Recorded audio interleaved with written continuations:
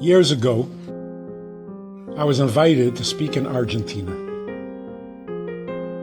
The flight was from Minnesota to New York to Miami to Chile, Buenos Aires. I don't fly well. I hate it. It's uncomfortable. I suffer through it. And this was a particularly difficult, long, verschleppte Krenk.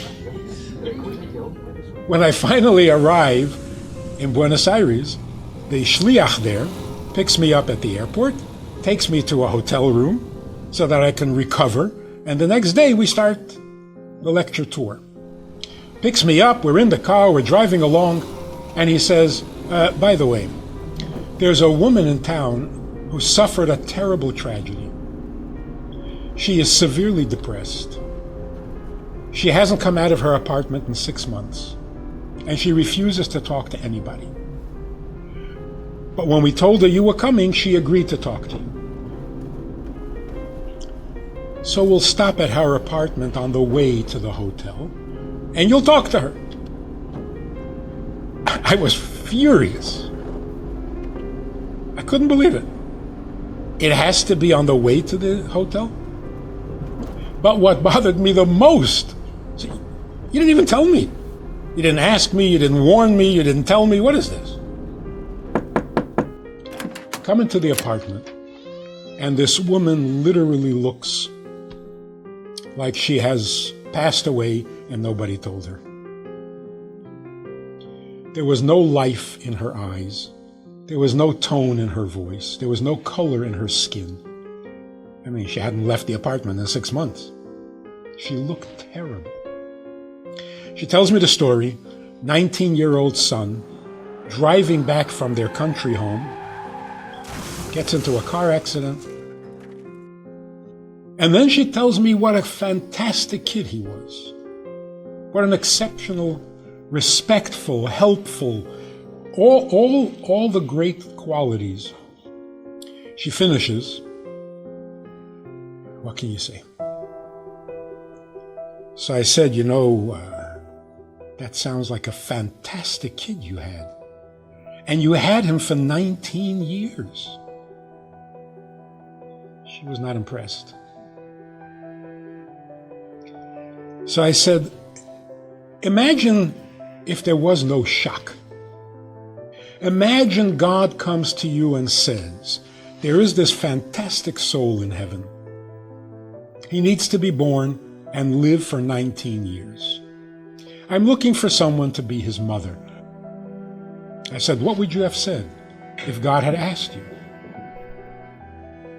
I was sure she would say yes. Most people would. She said, absolutely not. Without thinking, I said, well, it's a good thing he didn't ask you. The floodgates opened up. She cried like she needed to cry for the last 6 months.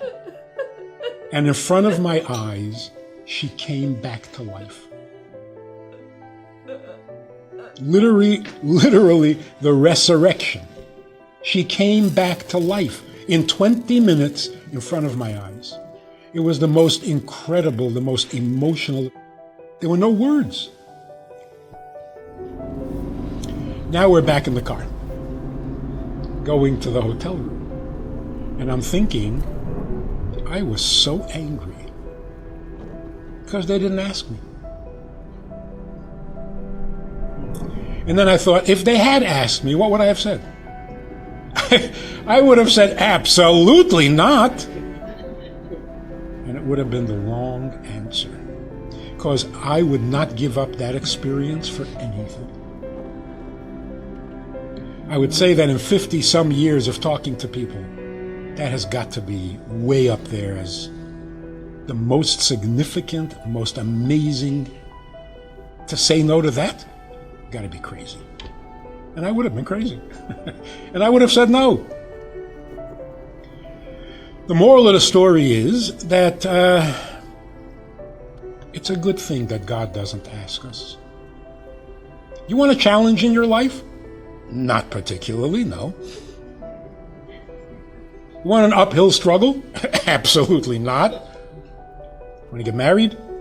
Not if I don't have to. What would we amount to if we got to choose? So it's really a good thing God doesn't ask. He has more confidence in us than we have.